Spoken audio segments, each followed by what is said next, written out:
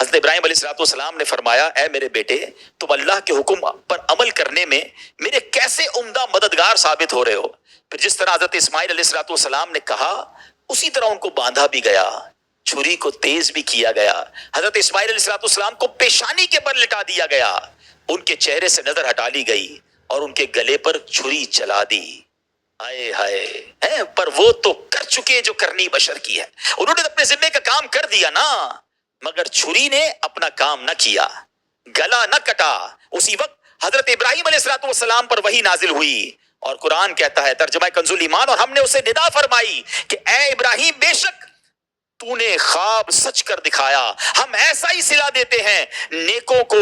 بے شک یہ روشن جانچ تھی اور ہم نے ایک بڑا ذبیحہ اس کے فدیے میں دے کر اسے بچا لیا.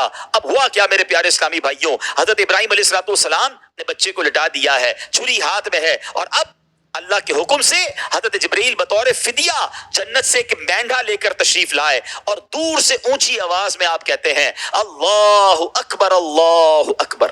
حضرت ابراہیم علیہ السلام نے یہ آواز سنی، آپ تو اپنے بیٹے کو ذبح کر رہے ہیں، جب آواز سنی تو اب جب آواز سنی اور سر اٹھایا تو جان گئے کہ اللہ عز و جل کی طرف سے آزمائش کا وقت گزر چکا، اب بیٹے کی جگہ فدیہ مینڈا بھیجا گیا ہے. تو خوش ہو کر آپ نے جواب دیا لا الہ الا اللہ واللہ اکبر. اب جو بیٹا جو ذبح ہونے کے لیے نیچے لیٹا انہوں نے سنا نا، تو انہوں نے جب کیا کہا اللہ اکبر وللہ الحمد. سبحان اللہ. اس کے بعد ان تینوں پاک حضرات کے ان مبارک الفاظ کی ادائیگی کی یہ سنت قیامت تک کے لیے جاری و ساری ہو گئی. اب ذرا غور کیجئے میرے پیارے اسلامی بھائیوں، جو ہم عید کے دنوں میں تکبیر پڑھتے ہیں، پڑھتے تو ہیں لیکن اگر سمجھ آ جائے کہ اس کے شروع کے الفاظ حضرت جبرائیل کے ادا کیے ہوئے ہیں، اس کے درمیانی الفاظ حضرت ابراہیم کے ادا کیے ہوئے ہیں، اور اس کے آخری الفاظ جو ہیں وہ حضرت اسماعیل کے ادا کیے ہوئے ہیں. سبحان اللہ، یہ کیسے مبارک الفاظ ہیں، اور یہ کس وقت ادا کیے گئے؟ جب اللہ کی بارگاہ میں یہ قربانی پیش کی جا رہی تھی. اللہ کرے کہ جب ہم یہ تکبیرات پڑھیں تو ہمارا دل بھی جھوم اٹھے، ہم بھی اللہ کریم کی بارگاہ میں اس قربانی کو یاد کر کے اپنے رب کی بارگاہ میں عرض کریں کہ اللہ ہمیں بھی تیری راہ میں قربانی کرنے کا جذبہ عطا فرما. آئیے ذرا اس تصور میں ان تکبیرات کو پڑھیے تو صحیح. یاد رکھیے گا پہلے چند الفاظ جو ہیں جبریل امین نے ادا کیے ہیں، درمیانی الفاظ خلیل اللہ حضرت ابراہیم نے ادا کیے ہیں، اور آخری الفاظ حضرت اسماعیل نے ادا کیے ہیں. آئیے مل کر پڑھتے ہیں اللہ اکبر اللہ اکبر لا الہ الا اللہ واللہ اکبر اللہ اکبر وللہ الحمد. اللہ اکبر اللہ اکبر لا الہ الا اللہ واللہ اکبر اللہ اکبر وللہ الحمد. اللہ اکبر اللہ اکبر لا الہ الا اللہ واللہ اکبر اللہ اکبر وللہ الحمد. کیا شاندار داستان ہے، کیا شاندار شخصیات ہیں. اللہ کرے کہ اس بار جب ہم قربانی کریں تو کاش ہماری آنکھوں میں آنسو بھی ہوں کہ اللہ تو نے ہم پر کتنی آسانی کی. کبھی امیجن تو کریں اگر ہمیں یہ کہا جاتا کہ زندگی میں ایک بار سب اپنا اپنا ایک بچہ قربان کریں، آپ سوچیں کبھی ہم یہ کر سکے؟ ہم تو کتنے ناتوان ہیں، ہم پر کتنی آسانی کر دی گئی. انہوں نے تو قربان کر دیا تھا نا. حضرت اسماعیل کو ذبیح اللہ کا لقب مل گیا، ذبح نہ ہوئے مگر ذبیح اللہ کا لقب ملا کیونکہ انہوں نے اپنا کام کر دیا تھا. اللہ نے وہ امتحان لیا اور اس کے بدلے پھر جنتی مینڈا عطا فرمایا. لیکن ہم پر تو یہ مشکل نہیں ہے، مگر افسوس یہ بھی دیکھنے کو ملتا ہے کہ آج کل لوگ استطاعت کے باوجود قربانی نہیں کرتے. استطاعت کے باوجود مال ہوتا ہے پھر بھی کنجوسی کرتے ہیں. کئی گھروں میں دیکھا کہ 10 افراد رہنے والے 1-2 بکرے لے آئے، بس سب کی قربانی ہو گئی. کیوں؟ آج مال خرچ کرنے میں مشکل ہو رہی ہے. اچھا کرتے ہیں تو بوجھ سمجھ کر، خوش دلی سے نہیں. نہیں میرے پیارے اسلامی بھائی، ہمیں تو یہ قربانی بہت خوش دلی کے ساتھ انجوائے کر کے اللہ کا شکر ادا کر کے کرنی چاہیے کہ اللہ تو نے اس قابل بنایا. اور اللہ کریم پھر سنو اس قربانی کا جو اجر ہے، حدیث پاک سنے تو صحیح. اللہ کے حبیب علیہ السلام فرماتے ہیں قربانی کرنے والے کو قربانی کے جانور کے ہر بال کے بدلے میں ایک ایک نیکی ملتی ہے. ہم اپنے سر کے بال نہیں گن سکتے، ٹھیک ہے, جانور میں کتنے بال ہوں گے؟ تو جتنے جانور کے بال ہیں گویا ملینز اینڈ ملینز, لاکھوں کروڑوں نیکیاں ملتی ہیں قربانی کرنے والے کو, پھر کس بات کا غم ہے؟ اور سنیے, اللہ کے حبیب علیہ الصلوۃ والسلام فرماتے ہیں جس نے خوش دلی سے طالب ثواب ہو کر قربانی کی تو وہ آتش جہنم سے حجاب یعنی روک ہو جائے گی. اب اس میں کیا شرط ہے؟ اس میں خوبصورت بات کیا, خوش دلی, یعنی دل خوش ہو, بوجھ نہ فیل کرے یار سال پورا ہو گیا پھر خرچہ آ گیا پھر قربانی کرنی پڑے گی. نہیں, اللہ پاک تیری مہربانی, انہیں زندہ رکھا پھر یہ دن دکھائے اور مجھے اس قابل بھی کیا ہے کہ میں تیری راہ میں قربان کروں, اور پھر بندہ یہ توجہ کرے کہ مالک میں کیا, میری اوقات کیا, میرے پاس تو اخلاص بھی نہیں ہے, تو نہیں دیا تھا, تیری راہ میں قربان کر رہا ہوں, مہربانی تیری ہوگی جو تو قبول فرما لے.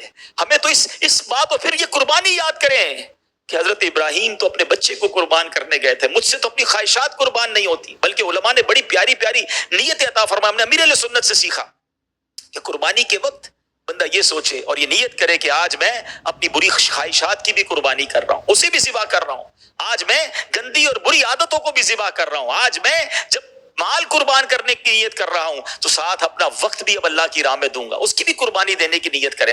اور کبھی زندگی میں ایسا موقع آئے تو جان قربان کرنے کی بھی باری آئے تو اللہ ہمیں اس میں بھی کامیابی عطا فرمائے. اللہ کرے کہ ہم اس قربانی کے اس پورے فلسفے کو سمجھیں اور اس خوش دلی کے ساتھ قربانی کریں. ایک اور جگہ نبی پاک علیہ الصلوۃ والسلام فرماتے ہیں, اے فاطمہ اپنی قربانی کے پاس موجود رہو, کیونکہ اس کے خون کا پہلا قطرہ گرے گا تمہارے سارے گناہ معاف کر دیے جائیں گے. آئے ہائے, ایک خون کا پہلا قطرہ گرنا ہے قربانی کا, اور قربانی کرنے والے کے سارے گناہ معاف ہو جائیں گے. تو اللہ نے جس کو استطاعت دی ہے اس میں ذرا بھی کنجوسی نہ کریں, بالکل خوش دلی کے ساتھ بہترین جانور. اچھا پھر عجیب عجیب باتیں پھیلائی جاتی ہیں, عجیب عجیب وسوسے, ارے جناب اتنا بہترین جانور کرنے کی کیا ضرورت ہے, تو کچھ غریبوں کی مدد کر دی جائے, قربانی کی جگہ کچھ اور کر دیا جائے, یہ بھی باتیں آنا شروع ہو جاتی ہیں. اچھا ہر بقرہ عید میں ہوتا ہے, سوشل میڈیا پر باتیں آ رہی ہوتی ہیں کہ یار ہم نے تو ایک کام یہ کرنا ہے کہ اس بار قربانی نہیں کریں گے, کسی غریب کا بھلا کر دیں گے. پتہ نہیں کون سے لوگ ہیں جن کو ہر بار جب بھی مسلمان اللہ کے قریب ہونے کی کوشش کرتے ہیں, اللہ کی بارگاہ میں اس کا حکم بجا لانے کی طرف بڑھتے ہیں, تو ان کو کچھ نہ کچھ یاد آنا شروع ہو جاتا ہے. یہ ہر بار ہوتا ہے, چاہے وہ حج ہو, اتنے حج کرنے کی کیا ضرورت ہے, قربانی کرنے کی کیا ضرورت ہے, معاذ اللہ. اچھا جناب اچھی اچھی مسجدیں بناؤ, اس میں بھی ان کو پرابلم ہو جاتا ہے. یعنی جب بھی انسان دین متین پر خرچ کرنے کی, مسلمان اللہ کی راہ میں خرچ کرنے کی بات کرتے ہیں تو کچھ لوگوں کو ٹینشن شروع ہو جاتی ہے. آج تک کبھی نہیں سنا کہ جناب اتنے مہنگے موبائل فون لینے کی کیا ضرورت ہے, کسی غریب کی مدد کر دیں. لاکھوں کروڑوں روپے شادی پر خرچ کرنے کی کیا ضرورت ہے, کسی غریب کی مدد کر دیں. یہ آتش بازی نیو ایئر پہ کرنے کی کیا ضرورت ہے, وہاں کوئی یاد نہیں آئے گا. آپ دیکھیں جب بھی مسلمان اللہ کی راہ میں خرچ کرنے کی بات کریں گے, کسی اسلامی تہوار یا اللہ کریم کی بارگاہ میں اور اللہ والوں کی یاد میں خرچ کرنے کی بات کریں گے, تو ایکچولی پیٹ میں درد کچھ اور ہوتا ہے. وہاں پر دین سے دور کرنا ہے, اللہ والوں سے دور کرنا ہے, اللہ والوں کی یادوں سے دور کرنا ہے. تو ہمیں ان وسوسوں میں نہیں آنا, بلکہ روایتوں میں یہاں تک آتا ہے کہ قربانی کے دنوں میں خون بہانے سے افضل عمل کوئی اور نہیں ہے. اللہ کی بارگاہ میں اگر جانور ذبح کرنا افضل ترین کام ہے تو انشاءاللہ ہم نے لبیک کہہ کر خوش دلی کے ساتھ جانور قربان کرنا ہے. اور جیسے میں عرض کر رہا تھا کہ استطاعت ہوتے ہوئے بھی, افورڈ کرنے والے ہوتے ہوئے بھی جو قربانی نہیں کرتے, انہیں بالکل ایسا نہیں کرنا چاہیے. نبی پاک نے ایک اور حدیث پاک میں فرمایا, جس شخص میں قربانی کرنے کی وسعت ہو پھر بھی وہ قربانی نہ کرے تو وہ ہماری عیدگاہ کے قریب نہ آئے. تو وسعت ہے تو ضرور قربانی کیجئے. اور سبحان اللہ, ہمیں اللہ کرے کہ ہم قربانی کے اس فلسفے کو سمجھیں. اور پھر ذرا اور آگے چلتے ہیں کہ یہ جو مینڈھا تھا, جنتی مینڈھا تو تھا, اس کا پھر کیا ہوا. سبحان اللہ, اس کے بارے میں بھی تفصیل کتابوں میں لکھی ہے کہ حضرت ابراہیم علیہ الصلوۃ والسلام نے مینڈھا ذبح فرمایا, اور بعض مفسرین کا کہنا یہ کہ وہ مینڈھا جنت سے آیا تھا, اور یہ وہی مینڈھا تھا جسے حضرت آدم علیہ الصلوۃ والسلام کے بیٹے حضرت حابیل نے قربانی میں پیش کیا تھا. اس مینڈے کا گوشت پکایا نہیں گیا بلکہ اسے جانوروں اور پرندوں نے کھا لیا. سبحان اللہ, یہ وہ مینڈا تھا جو حضرت حابیل نے قربانی میں پیش کیا تھا. یہ الگ واقعہ ہے اور وہ بھی قرآنی واقعہ ہے. اب اسی طرح جنتی مینڈے کے جو سینگ تھے نا, حضرت سفیان بن عیینہ رحمۃ اللہ تعالی فرماتے ہیں کہ اس مینڈے یعنی دمبے کے سینگ عرصہ دراز تک کعبہ شریف میں رکھے رہے, یہاں تک کہ جب کعبہ شریف میں آگ لگی, ایک ایسا بھی وقت آیا تھا جب وہاں آگ لگ گئی تھی تو وہ سینگ جل گئے. وہ زائرین اس کا دیدار کیا کرتے تھے. اچھا یہاں ایک بڑی اہم بات قبلہ شیخ طریقت امیر اہل سنت نے اپنے بڑے ہی پیارے رسالے جو میں تقریباً بیان کر رہا ہوں نا، یہ وہ بہت پیارا رسالہ ہے، یہ ضرور پڑھا کریں، ان دنوں میں تو زیادہ پڑھا کریں، اور ہو سکے تو اپنے بچوں کو بھی پڑھ کر سنائیں، اور اس کا نام ہے بیٹا ہو تو ایسا۔ واقعی بیٹا ہو تو ایسا، کیا بیٹا ہے، کیا والد ہیں، کیا والدہ ہیں، یہ خاندان ہی نرالا ہے، سبحان اللہ۔ تو اب کیا ایک بڑا اہم مسئلہ ہے، کیونکہ حضرت ابراہیم نے تو خواب دیکھا تھا، اور خواب دیکھ کر آپ نے یہ عمل کیا، تو سوال یہ ہے کہ کیا ہر کوئی خواب دیکھ کر اپنا بیٹا ذبح کر سکتا ہے؟ سوال تو بنتا ہے نا۔ تو کیا خوبصورت آپ نے اس کی تربیت فرمائی کہ یاد رہے، کوئی شخص خواب یا غیبی آواز کی بنیاد پر اپنے بچے یا کسی دوسرے کے بچے یا انسان کو ذبح نہیں کر سکتا، کرے گا تو سخت گناہگار اور عذاب جہنم کا حقدار قرار پائے گا۔ حضرت ابراہیم علیہ الصلوۃ والسلام جو خواب کی بنا پر اپنے بیٹے کی قربانی کے لیے تیار ہو گئے، یہ حق ہے، کیونکہ آپ نبی ہیں، اور نبی کا خواب وحی الہی ہوتا ہے۔ ان حضرات کا امتحان تھا۔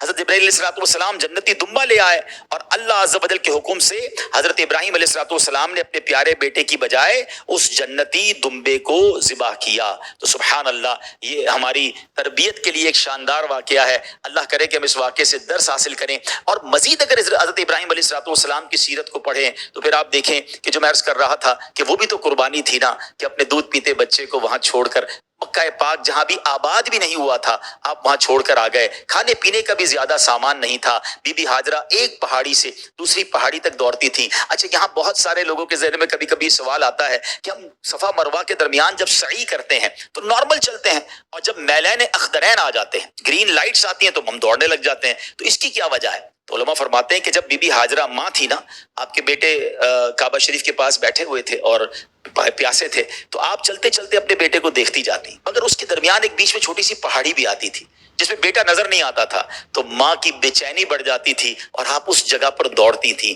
جتنے قدم آپ نے دوڑ کر طے کیے ہر چکر میں، کیونکہ اس وقت بچہ نظر نہیں آتا تھا، تو اللہ اکبر، اللہ کو اس ماں کی ادا ایسی پسند آئی کہ اب مردوں کے لیے باقی صفا مروہ میں تو نارمل چلنا ہے، مگر جب وہ گرین لائٹس آتی ہیں، وہ مقام آتا ہے جو اللہ کی پیاری بندی دوڑی تھی، اپنے بچے نظر نہیں آ رہا تھا اس لیے، اور پانی کی تلاش میں، تو ہمارے لیے یہ دوڑنے کا حکم ہے۔ اللہ کریم سے ہم دعا کرتے ہیں اللہ اس عظیم خاندان کی برکت ہمیں عطا فرمائے، حضرت ابراہیم اور حضرت اسماعیل علیہ السلام کے صدقے ہمیں بھی اپنی راہ میں قربانی دینے کی توفیق عطا فرمائے۔ جیسا کہ میں نے عرض کیا کہ یہ میں نے بیان جو کیا، تقریباً میں نے یہ بیان کہ رسالہ بیٹا ہو تو ایسا رسالے سے کیا، یہ رسالہ